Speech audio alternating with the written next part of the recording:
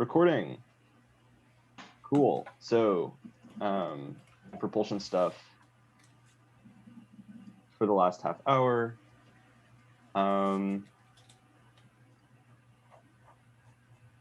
Let me share. So, screen 2. Oh, damn, this isn't coming out well. And then present. Can you guys see the slides? Yeah. Very cool. Very cool. Okay. So as with my last couple presentations, this is adapted from our mock comp year when Ben gave us this propulsion talk, although I've added to this significantly more than the previous one.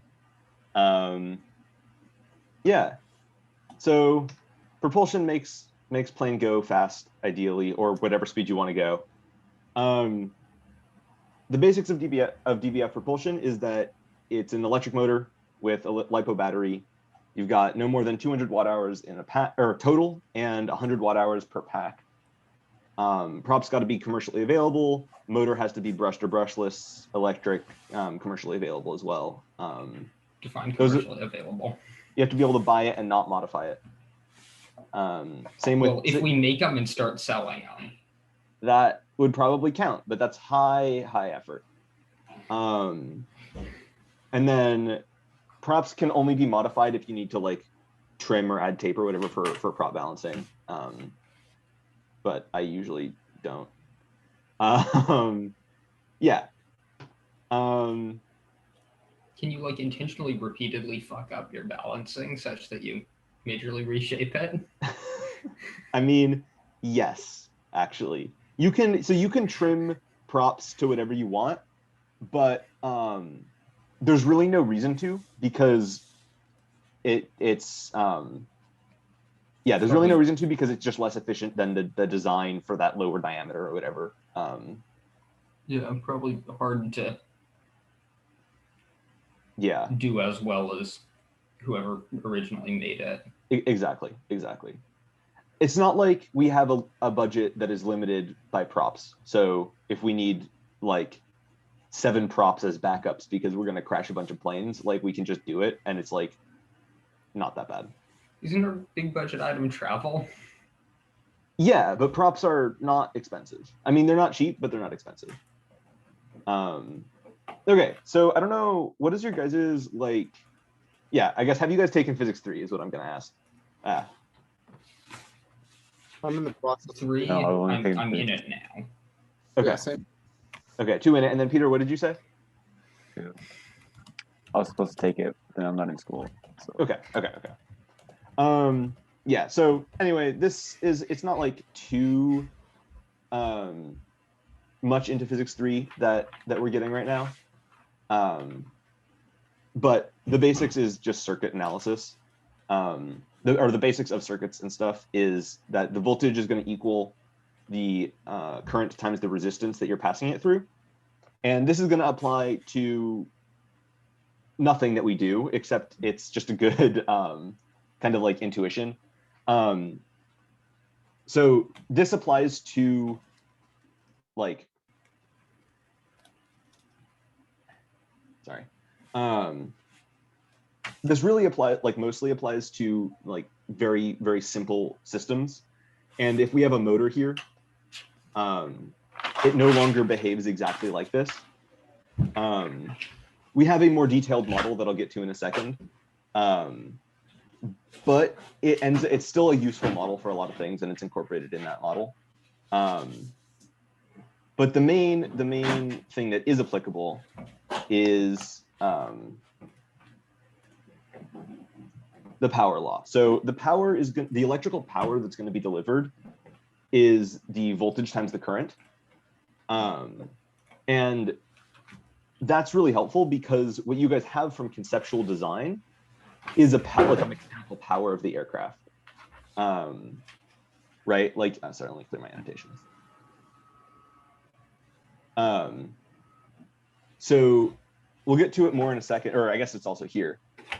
The mechanical power, right, is the work done over time, or alternatively a force times a velocity. And so if you have a drag force and you have a velocity, and let's say these are constant, like they are in cruise, then you've got a cruise power, and you also have an electrical power, right? You've got some current running through your circuit, and you've got a voltage. And so the propulsion system is basically, how do you go from this kind of power to this kind of power? And as we'll talk about in a little bit, you can also think about it as energy, right? So instead of going between two types of power, you can also you can think of it as like going between two types of energy, which in this case is going to be like stored chemical energy and like translational kinetic energy of the aircraft. And again, energy is your power times your time, right? Or I suppose more technically, it's the integral of your power over time. However, if you assume some kind of like constant power, like we typically do, then that's going to equal your power times your time. Now, the thing with this simple kind of like setup, you've got batteries go to stored energy, electrical energy, you rotate the motor, you go forward. It would be great if that was it, right? Because then you're like, oh, okay, well, now you have some kinetic energy and conservation of energy, you're just going to keep going. Except that you're losing energy at every stage in this process, right? You've got resistance in the battery is going to create heat. You've got resistance in the wires is going to create heat. You've got resistance in the motor is going to create heat. Also, your prop is pushing a bunch of air backwards to create thrust, but it's also just creating a whole mess of turbulence and like, you know, kinetic energy in your air, like turbulent kinetic energy in your air, which again, not relevant specifically, but just a ton of losses here. And then also you've got drag, right? And that's the big one here, is as you're going through the air, you're pushing a bunch of air down to create lift, but you're also pushing a bunch of air in other unpredictable directions, and it's just creating a bunch of drag. So you need to constantly be doing work just to maintain your same kinetic energy, just to maintain your same speed. And so that is going to drain your stored chemical potential energy, right? At some rate, which is defined by the power, right? And so you start with like a full tank, and then you gradually like decrease until you're empty, and then you land. And that amount of time is your mission time, right? So an ideally designed system, especially because you're getting penalized for having a heavier battery with the rated aircraft cost, a optimally designed like battery system will just fully discharge, or sorry, don't fully discharge your battery, like with margin and stuff, but at the same amount of time that you want to fly for your mission, right? Because then you don't have any excess energy, and energy for a battery corresponds to the weight of the battery. So this like energy and power basically are the two key things that we like to think about with the propulsion system as like a top level view. So does anyone have any like questions on what I've talked about so far, or like thoughts on how to implement it in your design? You set a margin for like for the battery. How much is like a safe margin usually? Is that a gamble? Sorry. So yeah, it's a little bit. It's not. I wouldn't necessarily say it's a gamble. Like you can make an informed decision on it. So there's a couple things, and we'll. I don't have this in this slide, but I mean, if you're interested, we can talk more about it. Probably not today because of time and stuff, but batteries have a characteristic like discharge curve. So you can plot the voltage of a battery over the time, and they usually look kind of like this. And there's a voltage here at about like 3.2 volts for a LiPo battery. So this is your like nominal 3.7. And that's what it is for most of the lifetime. And then after a certain amount of time, you're going to hit about 3.2 volts. And then your battery's going to go to shit. And if you pass that, and really if you pass 3 is like the real cutoff, your battery is permanently damaged. And so 3 is like the permanent cutoff for like don't do this. 3.2 is where you should design to, right? You should design never to drop below 3.2. And then you should also figure out how long it's going to take you to like land, right? And that'll be a time buffer, right? So you have your energy buffer in the form of voltage, and then you've got a time buffer in the form of like landing. You should be able to like circle if you can't land, if there's like heavy wind or something, you should be able to do that. I usually add about 30 to 60 seconds of time buffer on top of this, like don't drain past 3.2.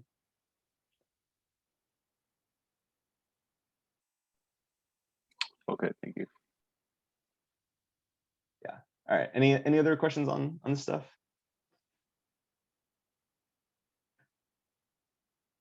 All right. Cool. So components. You've got 4 components in the propulsion system, pretty much. I mean, there's a couple other small ones that are related, but these are the 4 that we talked about mostly. Motor, propeller, speed controller, and battery. Motors, there's 2 types of motors, but we almost always use brushless motors because, and we'll talk about that in a second, actually. Yeah, so propellers actually create the thrust. Motors turn the electrical energy into the rotational energy. Propellers, I guess, turn the rotational energy into the translational energy. And then batteries turn chemical energy into electrical energy and so on. So motor. There's 3 main components of the motor. There is the stator, the rotor, and the shaft. So the shaft is what we attach like the actual propeller to and stuff. The rotor is the part that moves, the part that rotates, hence rotor, and then the stator is the part that is stationary.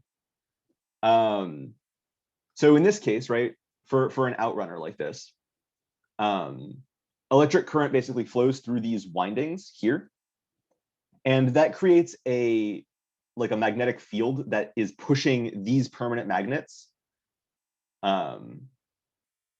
Or I guess, yeah, it creates a permanent magnet, like a magnetic field that pushes these permanent magnets on the rotor, and causes them to just spin tangent to this circle, right? And if you like, again, I don't think you guys have quite gotten here in physics 3 yet. For like Vlado and Andrew who are taking it right now, but you will talk about the effect of electric fields on magnets, and it'll follow basically the right-hand rule of your current loop and your magnet and stuff like that. So yeah, that's the main thing. Outrunners, again, have the magnets that you're pushing on the outside here, on your rotor that's outside. And so I guess my question to you, and then inrunners have the magnets close to the shaft right in the middle, and the coils are on the outside. So my question to you is, which of these do you think is going to have more torque, an inrunner or an outrunner? Yes, the outrunner is. Yeah, why? Well, I've used in planes that I've seen before, it's usually the outrunners that are certainly. Yeah. I'm gonna guess that the air gap being further towards the outside would allow it to generate more torque. Yeah. The force on the rotor is happening out here, right? And so you get a spin, like you get a force farther, like a farther radius force, basically. Right. Whereas here, the force is being applied right here. And so that's going to be lower torque. Even if your actual like stator is the same. I mean, obviously for like design considerations, it can't be, but hypothetically, like you're going to get more torque here and more RPM down here, right? So outrunners are better for torque, inrunners are better for RPM. Isn't it because of like a lever basically? Because the lever at the okay. Yeah, exactly. Because torque, the lever law basically is, you've got more distance with the Right. same force is going to create more force, fewer distance, less distance over here, right? Right. So yeah, exactly. And question on the outrunner, it's that outside like casing that we see, that's actually moving with Yeah. the okay. Yeah, so the outside casing is the one that spins, and then the shaft is connected to the outside casing. Right. So the shaft still runs through the core, and that's just for essentially design configurations. Right. But like it's you can see it's like screwed on to the rotor, and so the shaft's going to turn that way. Yeah. So we generally use outrunners. We could use inrunners with gears. So you can use gears to turn the high RPM of an inrunner into lower RPM, higher torque. There's not a great reason to do that because outrunners are fucking fantastic. So yeah. Why not use an axial air gap? Like, not necessarily in this situation, but just like in general. What do you mean an axial air gap? Like, instead of having the magnets arranged around and then the coils inside or the coils outside and the magnets inside, like the coils here, magnets here, it rotates, the shaft goes through here. So you're saying like have the coils on the rotor and the magnets on the stator? No, like have them not be concentric, but like axially separated rather than radially separated. I'm not sure. I'm not 100% sure I'm following. You want to try to like annotate or something? Here, I can. This is gonna be really bad. So we have our shaft here. Sorry. Yeah. Don't know where the person enters into it, but okay. And then we have our stator here that has a bunch of coils like all around here, and then our rotor like here, a bunch of magnets. Oh, I see. I think I don't know if I think that would probably work, but I think what just happens is you end up wasting energy on the side that's not like coming into contact with the magnets. Two rotors then maybe?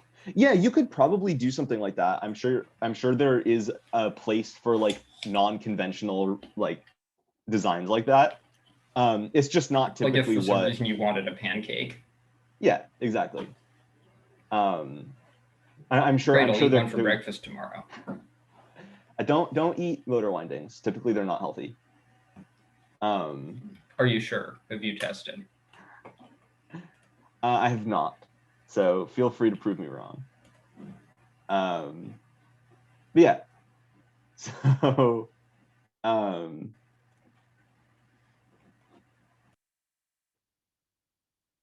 yeah. Let me see. Is there anything else? Any other questions on this? We would mount these holes are going to mount to the plane, right? Yeah. So this is just your like motor mount, and that'll does that mount interface inside, with the, or would that be mounted outside the fuselage? You can do it either way. Typically, I don't know. I actually don't know why, because it's worse for drag to do it the way we do it. So this part here actually comes off of the shaft. The shaft itself is secured to this in a second place as well. Right. So you can secure this to the shaft on the back here, right? Because that's still spinning. Right. There's not a great reason we don't do it other than like arrangement of the parts in the fuselage. Sometimes it's just too cramped in there. Able to properly cool it if it were on the inside? Yeah, you could. You can. It is a thing to consider if you do it on the inside, is to like actually make sure that you have airflow. Because you definitely don't want to like fry your motor. Is there a good way to estimate how much airflow you need? Probably. Seems legit. I certainly don't know off the top of my head, because we've never done it, so I've never had to look into that. But You've always had it on the outside? yeah, I have not. I think we have done it in the past, but I haven't been here for that. Yeah, I think that's also the year that we used an in-runner for some fucking reason. We have like really expensive in-runners in the lab, and I don't know why we ever got them. But anyway. For fun. I guess. We need to just run the whole flight like fast enough that heat transfer out of the motor is negligible, and then we don't need to care.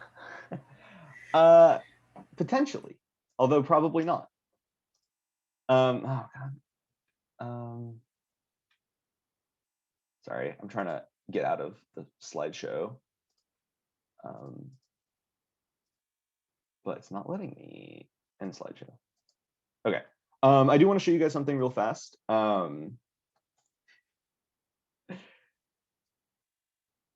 So I gave you guys this spreadsheet.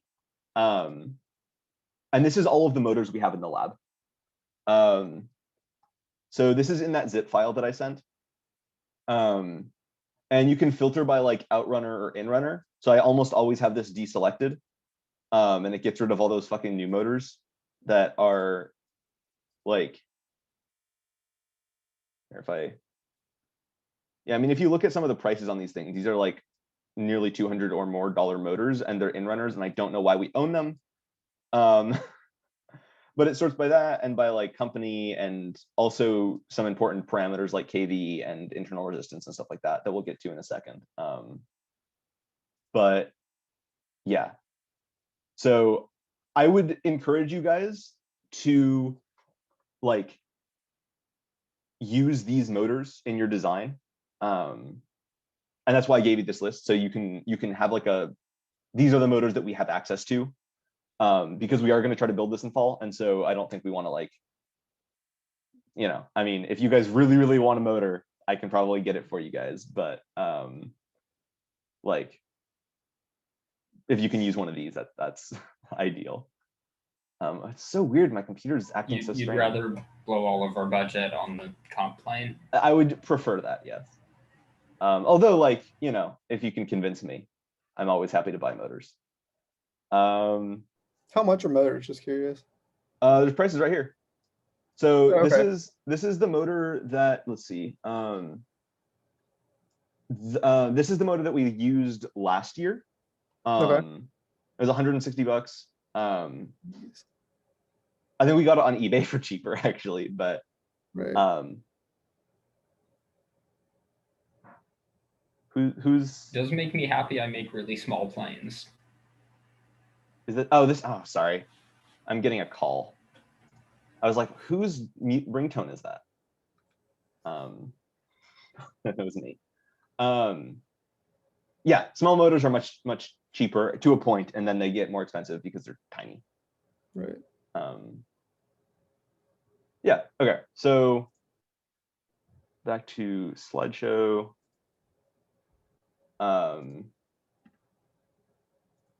Yeah, so the three main properties that we have in the motor are the KV, the internal resistance, and the no load current. So the KV is basically a ratio of how fast you spin at a given voltage. So if we are going at full throttle, we can pretend that the voltage on the motor is just the battery voltage and calculate our RPMs that way. If we're not going at full throttle, don't do that. However, we always want to fly at full throttle, because if we're not flying at full throttle, then we should have just had a smaller battery. Now I will say, again, you're welcome to call me out on this one, because this particular competition, because takeoff distance is such a big concern, we might want to fly at partial throttle. Like we might want to take off with a lot more power than we actually fly with. I think the model you guys have implemented is assuming the same power for takeoff and cruise. But if it comes like, I mean, if you guys like, when you guys build this and test it, and then you're like, ooh, we could actually throw a much bigger battery on here, take off way quicker, get a way better score, and then like fly at a quarter throttle for cruise, like you're welcome to do that. You're welcome to try to design for that here. The problem is that sorry, go ahead. I'm all in favor. Yeah, so it's actually, it's not a bad move. The problem is that we don't know how ESCs work. If you want to find a common theme, it's that we don't know how things work. But ESCs are nonlinear. So like 40% throttle does not mean 40% of your battery voltage is getting applied to your motor. And the reason for that is if we look at the previous slide, what you'll see is that these motors have 3 wires coming in, whereas your battery only has 2 wires coming out. And the ESC converts from your like straight voltage from the battery to 3-phase power, which I don't think any of you guys, none of you guys have taken like EE 251 yet, or like 201. But what you'll learn in that is like the AC power and DC power are like, I guess you already know that AC power and DC power are different, but you'll learn about like AC power and stuff, and 3-phase power. And 3-phase power is a kind of AC. So the ESC is a DC to AC 3-phase converter, and it doesn't do that linearly with the throttle input. So it's kind of hard to like design to that without a lot of flight testing. So for now, I'm going to encourage you guys to design to flying at full throttle, just for simplicity of that stuff. I got a question. Yeah. So at home over my senior year, I was building an electric car, and I had the similar system to what you're talking about. Battery, transmitter, ESC, and then motor. But I only had 2. And I didn't have 3-phase. I had 2. So you were, do you know what motor you were using by chance? Like what kind of motor you were using? God, it was it's not the airplane, it's the inside. What is that called? The Inrunner? Yeah, Inrunner. Yeah, so here, my hunch. I can find exactly what I bought too. My hunch is that it looked something like this type of, was it something like this, or was it bigger? Or like, I guess what like KV was it? Do you know? It was bigger, I think. Okay, bigger. It was slightly bigger than that. Okay. Well, regardless, I do have. It's this one. It's this one. Actually, wait, it's not that one. It's close to that one. Here, give me 1 second. All good. Yeah. So regardless, the difference is that was a brushed motor. I suspect. Here. Can I share my screen? Yeah. Yeah. Cool. It's this one right here. So it's the. Can you click on the website that? Yeah, here. Well, Hobbytown. Hobbytown probably has some stats. I don't know if you can hear. Yeah, so if you go to, is there like a specs sheet or anything? Let me just search up the actual motor. 50, I think it was 12T. Yeah, if you want to click on that website, that looks like it has some. Yeah.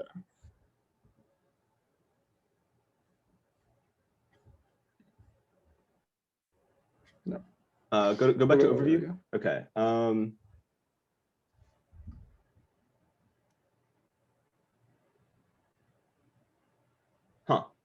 I guess it just doesn't say. Yeah, I don't think weird. I would guess that it's brushed. Although I could be wrong on that, but usually if it's a straight DC motor, it's brushed. Right. Which what that means is that so one of the things that is a problem, and here I'm gonna take over sharing again. One of the things that can be a problem sometimes is like here, actually I'm gonna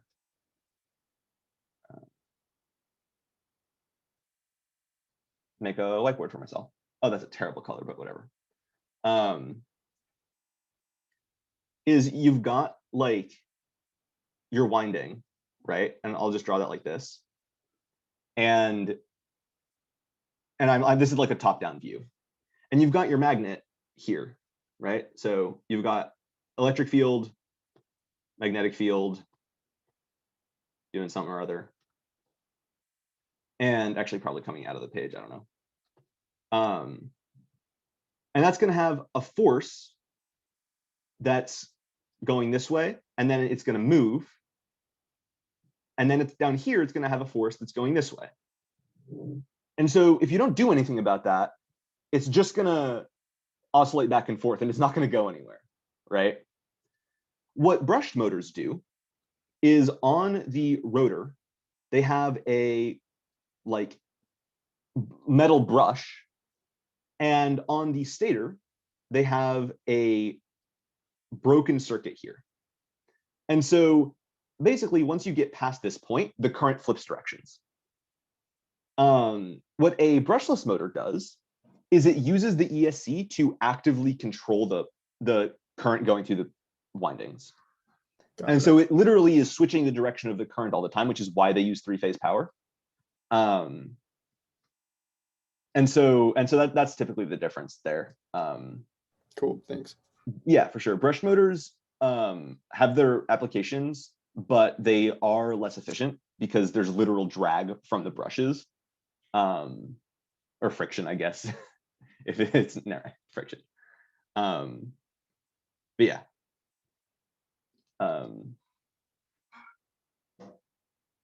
Yeah, so, and that's the first line on this page. Yeah, so as I said, outrunner motors have higher torques, so you can have a bigger prop spinning more slowly.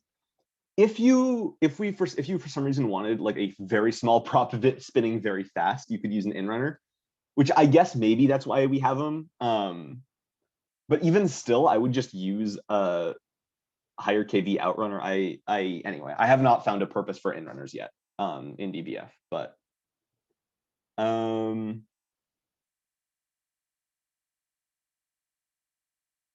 yeah. So this is the meat of the motor model. It's a pretty simple model. Like if you guys have seen like, you know, torque RPM curves or anything like that, you'll know that they really aren't linear like this. But the problem is that we are modeling based on what the manufacturer gives us. And one thing that we don't have is anything other than like three parameters, right? We've got the kV, the internal resistance, and the no load current. And that's pretty much all we have to go on. And so based on this, we get a pretty linear torque model. Next year, I think we're going to try to do some testing, and Eddie's taking over for me as prop lead next year. And I think he's going to try to do some testing to try to get a better model based on these parameters. But for now, this is what we have. It is accurate at full throttle. And that's kind of the important part, because you don't end up like going down this curve. You get to one point and you stay there. It ends up being pretty accurate at that point. But the intermediate points end up being kind of off. Not too far though. Like they're pretty good. But yeah. So yeah, I was gonna take this time to then end the slideshow and move over to MATLAB real quick.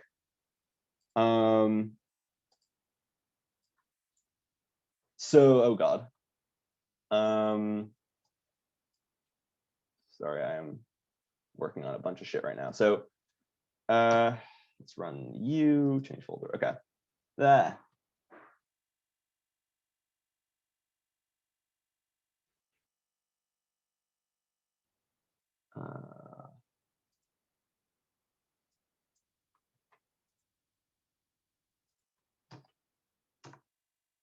Okay. So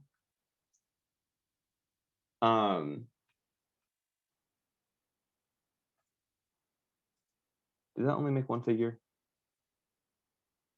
Yeah, so okay, basically this function here is the motor model, motor one functions. I meant to make this presentation code better, but whatever. Sorry. And so what you can do is you can put in any voltage, any like kV internal, like no load current and internal resistance. And if you put in a vector for RPM, then what you get out is you get a bunch of curves. So you get RPM versus torque, RPM versus power, ignore that red line.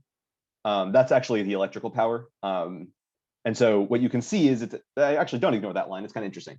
So what you can see is the point where the electrical power is closest to the mechanical power, right? I didn't label anything, but the blue line is like the mechanical power and the red line is the electrical power. So the electrical power is just the voltage times the current. So that's just going to be a linear, like a straight line that follows this line right here. The mechanical power is a function of the torque and the RPM. It's actually torque times RPM. And so it's basically going to be the integral of this, which is going to be a parabola, right? Which is what you see here. The point where these are closest is right here. And if you track that down to the efficiency, that's the peak efficiency. Yeah, so that should kind of give you some intuition on that. Any questions on this? All right. Yeah, so the main takeaway is that motor one functions is the motor model. If we open that, don't open odor functions, open motor functions.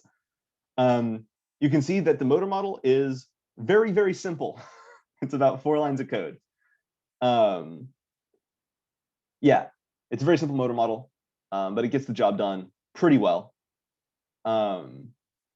This is something I've done to make it a little more accurate based on some tests I did last year. I think it's pretty good, but I didn't get to validate it because COVID happened, so I haven't quite refined this, but I think we'll be working on that some next year as well, once we get back into the lab for testing and stuff. Yeah, okay. So back to PowerPoint. Oh shit, I meant to make this a quiz. What what do you think, like, actually, I don't know, these plots would suggest that the RPM is the driving factor, right? Because it has RPM on the x-axis and so on and so forth. And what I want to kind of drill home, because it really fucked with me for a while, is the fact that you don't get to set your RPM. Your RPM just kind of happens as a function of the 2 things you can set, right? And the 2 things you can set: voltage, and what else? What else do you think? resistance. Resistance, but how? How much you resist it.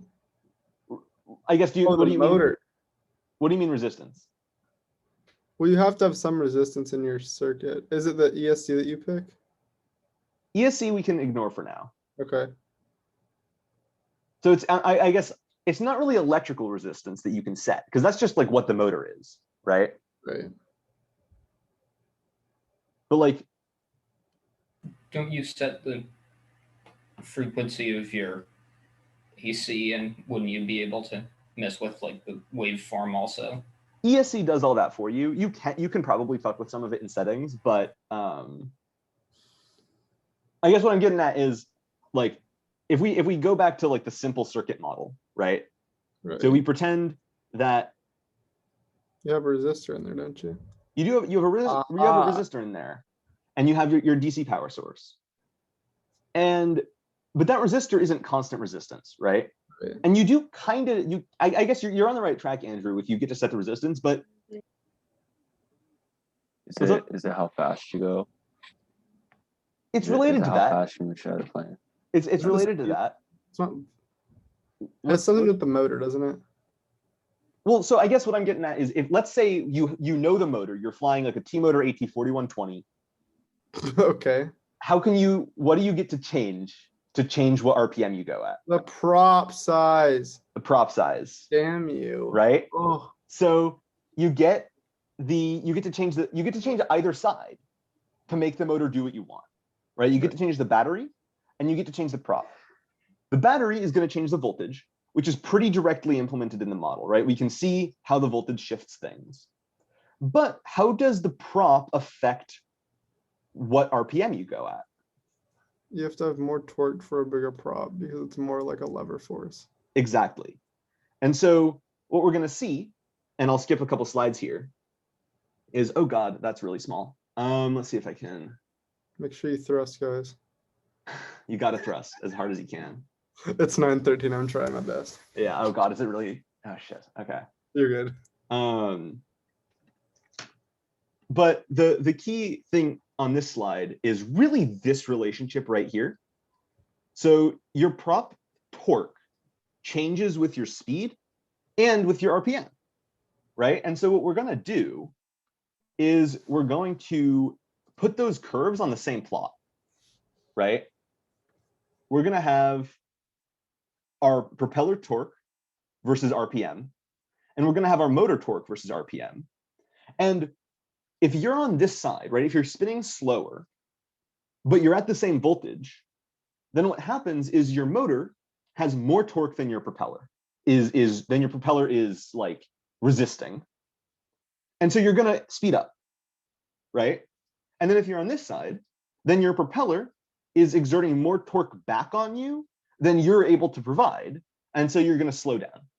And you're going to reach this equilibrium point, and that's the RPM you're going to go at, right? No matter what you do, right? If you're flying with the throttle pinned at whatever speed produces this torque curve for your propeller, then that's the RPM you're going to go. And then you can find all sorts of other things. You can find your like propeller efficiency, your motor efficiency. You can find your motor current. You can find your propeller thrust. And those are just going to be functions of this RPM. And so once you match those curves, you can go down to all of your other curves. And okay, this is where that RPM gets you that amount of current or that amount of thrust or that efficiency or that power, et cetera, et cetera. Yeah, that's like the key thing on motor props is the driving things are the voltage and the torque. However, like having equations in terms of torque doesn't work because you need to be able to solve this system basically. And so we keep everything in terms of RPM, solve the system, find the other quantities. Does that kind of make sense? Yeah, that makes sense. I did have a question though. Yeah. What's like on the efficiency thing? I get the efficiency of the motor. What's the efficiency of the propeller? Like, what does that represent? Yeah. So I mean, the efficiency of the propeller essentially represents like what the propeller is doing is it's turning the rotational kinetic energy into linear kinetic energy. Right. And so it's how good the propeller is doing at that. Okay. How much of the spinning is going into thrust, more or less. So that's the best way to think about it. It would end up being the torque times the RPM over, or I guess the thrust times the velocity over the torque times the RPM, right? Because torque times RPM is rotational power, and thrust times velocity is like linear power, I guess. Mm-hmm. And so your propeller efficiency is like TV over Q omega is eta prop. And then your motor efficiency is Q omega over VI is your motor efficiency. Okay. Right. And so your total efficiency is going to be the product of these, or you can just think of it as TV over VI. Also, capital V, I'll note, is different from lowercase v, because voltage and velocity are the same letter, which is annoying for propulsion. Yeah. I'm sorry. So what's this steepening here? So here's an interesting thing that I didn't realize. Honestly, I guess I realized, but didn't really like get until I was making these slides for you guys. This is compressibility effects, because prop like this prop, I think. Oh, so what are like close to the speed of sound? Yeah, like our plane moves at like Mach 0.05, like, or maybe Mach 0.1 or 0.15 on like a fast plane. Our props, though, like if we're spinning at 15,000 RPM, like if this is an 8-inch diameter prop, that's probably like Mach 0.5 or 6, maybe less, maybe like 4, Mach 0.4. But like that's well into the compressible regime. And so I think this is the like transonic boundary. I haven't confirmed that, but I think that's where the tip speed enters like the actual transonic regime. And so it's interesting because the propeller torque curves and stuff actually come from a transonic airfoil analysis tool, which is, thank you, which is from NASA. I didn't run this tool at all. I got all of this data from APC, which is the propeller manufacturer that we buy from. So also in the code that I gave you guys in that folder is the simulated prop data. And there are 500 files that are the outputs of this transonic airfoil analysis for the actual propellers that we fly. And so if you look at the sample script that I gave you guys for props, like this sim data interp function, or I guess mem sim prop and then sim data interp, together will give you, I guess mem sim prop is long story, but it's a function that calls another function that loads the data from that file. And then sim data interp gets you the curves at the velocity of interest. But those data are like really extensive. You get 1,000 RPM and you get all of the different velocities you can fly until you're flying at 0 thrust. And then you get 2,000 RPM, and then it goes up till you have 0 thrust again. Then 3,000 RPM, and so you can get, there's like a whole ton of data in here for a bunch of different props. And then, yeah, I mean, like the tip speed on this is a 20-inch prop. The tip speed on a 20-inch prop at 11,000 RPM, let's see, 20 times. So that's the radius in meters, and then times 1,000 times pi over 30, I think. Yeah, so that's like Mach 0.85 at the end of this thing.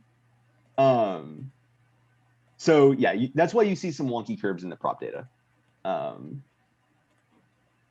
yeah. Yeah, so I guess that the last thing I wanted to show you guys is this sample script to get you guys kind of familiar with it. I'm not gonna keep you guys much longer than that. But this basically runs through a couple different propulsion systems. So it does take a second on the first time you run it. Ideally, if you run this 2 times in a row, it runs faster. That's a function of this little block of code. Oh, fuck me. Okay, it might have been pointless actually, because I did clear all variables. But yeah, so these are 3 different propulsion systems that I've kind of pre-programmed for you as just like samples. As with my intent for the first sample script, I would not recommend doing things in the sample script. I found it kind of funny when y'all did that. No problem with it inherently, but like the point was like if you want to like copy paste stuff out of there is just like how to do things. But I mean, live your best lives.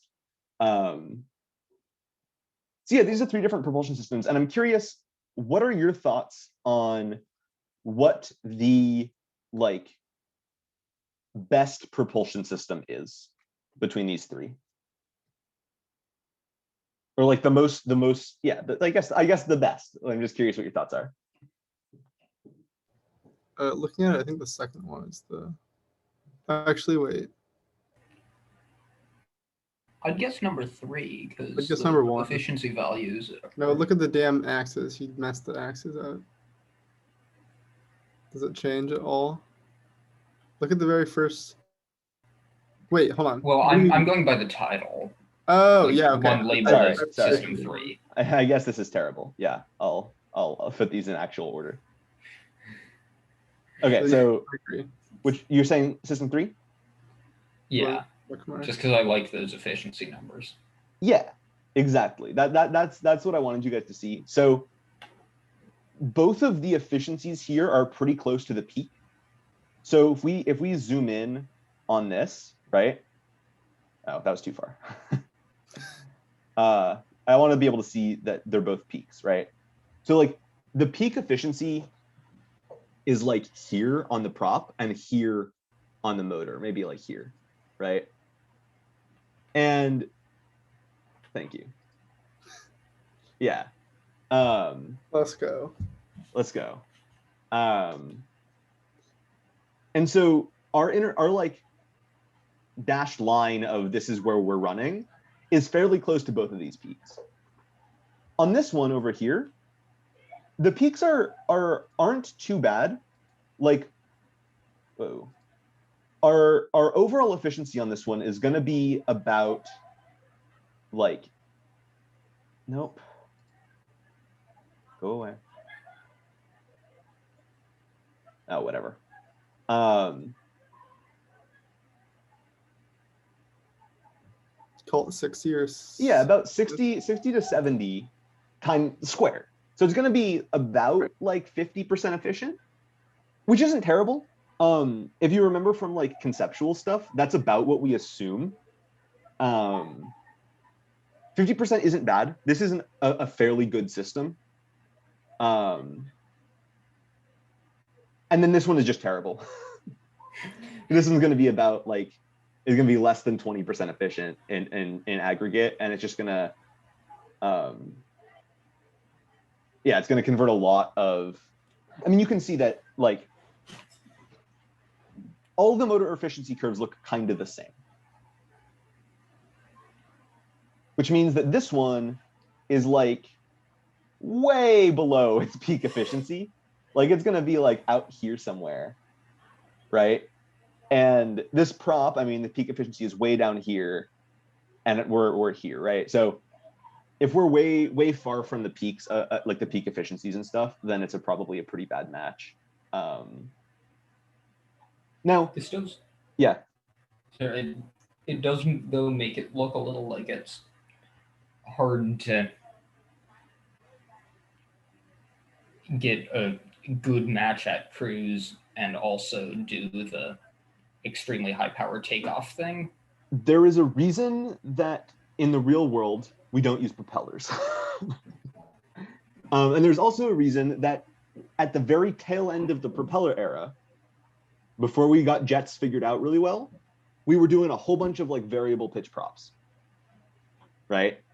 Is because if you can shift these curves around, then you're solid, right? You can, oh, I want to be flying really fucking fast right now. I'm going to increase the pitch on my props, right? And I'm going to be hella inefficient if I do that at low speed, right? Like I'm going to have so much slip that like my rotational to linear conversion is going to be trash.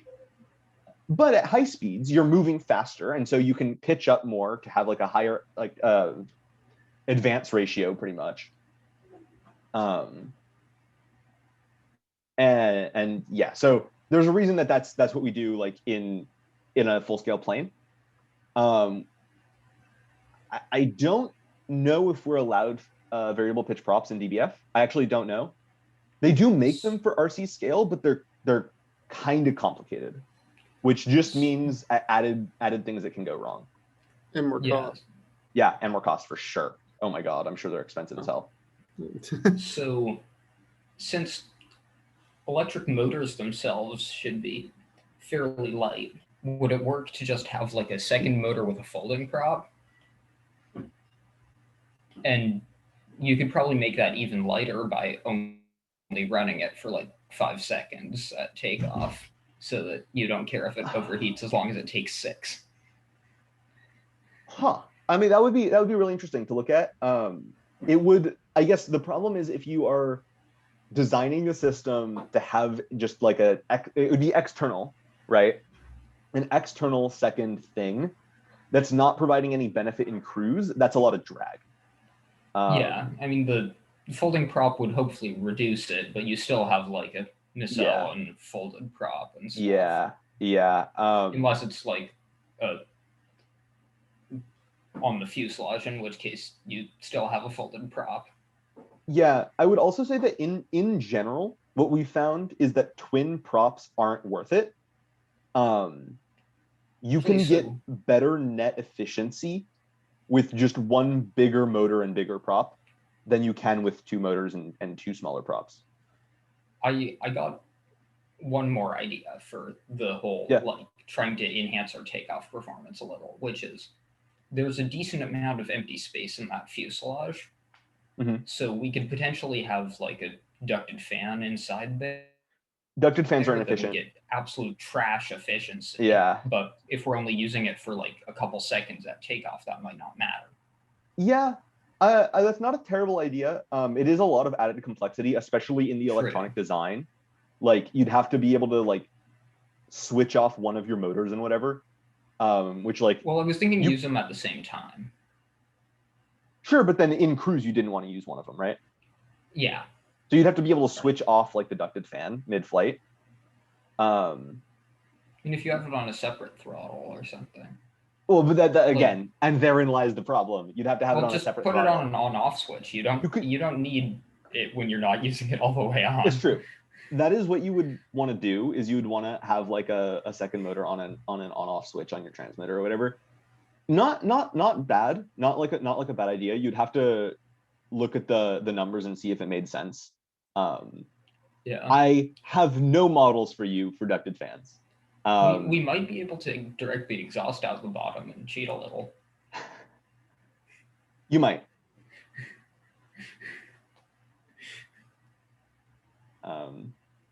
But yeah, so probably not worth it. Potentially not worth it, but also something to look at for sure.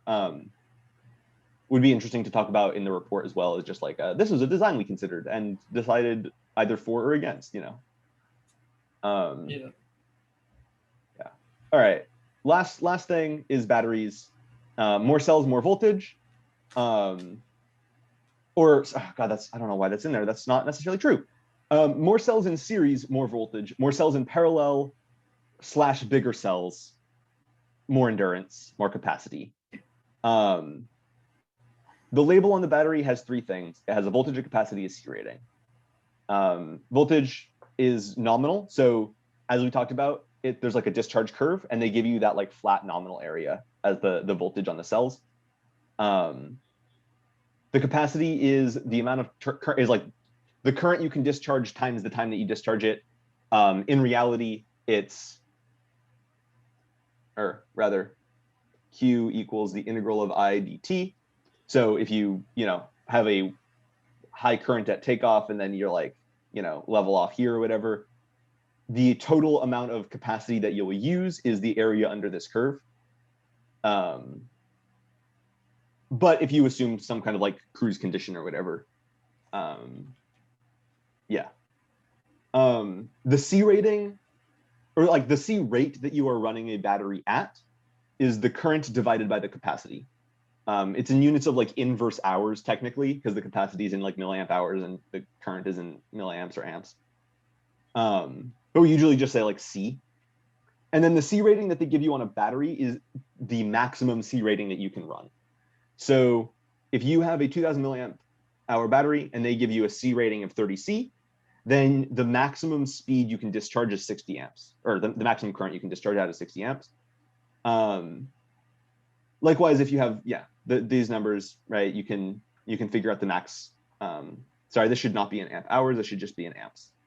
My bad on that.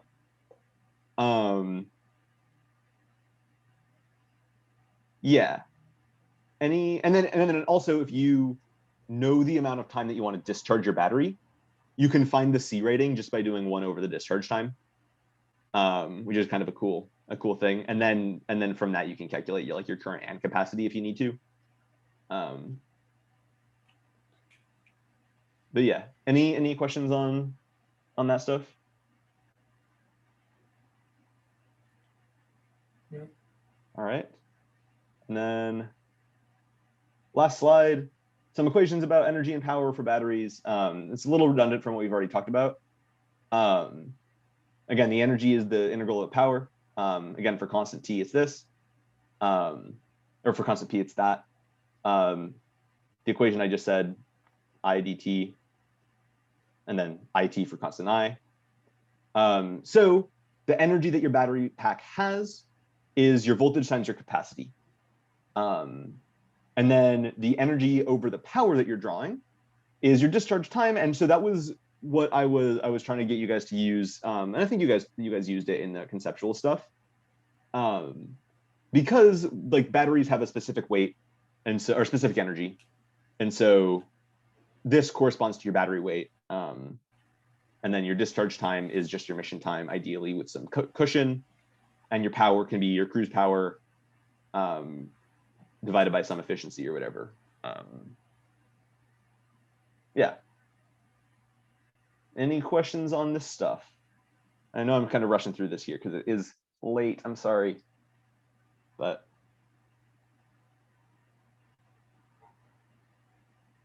all right. Cool. Propulsion. As far as next steps, looking through the stuff, looking through the motors that are in that database is gonna, looking through the motors that is in that database. I would use some of the intuition stuff. I'll post those slides in the Slack. I would use some of the like rules of thumb to kind of narrow down that list of motors to some that you think would be good.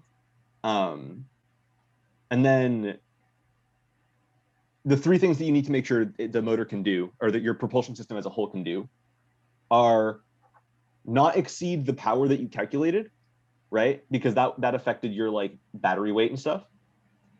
You need to be able to get the thrust that you need, right? So you had some kind of preliminary drag calculation in there in your conceptual stuff. Thrust needs to be able to equal drag. And then you need, there's one more. The velocity, right? You have your cruise speed, do all your calcs at that cruise speed, right? And so obviously if like the curves don't intersect at all, then you need a bigger motor, or you need a smaller prop or a bigger prop or whatever. Yeah. Cool. Any last thoughts on propulsion? Do we only have dual blade, or do we have tri or quadruple? We have some tris and quads. Dual is more efficient though. Right. Most of the time. If you're space limited in any way, if you don't like, if you have like a ground clearance problem, which Right. we sometimes do, and we should look more at triples for that. But if it's just like all else equal, I would use a double blade. Cool.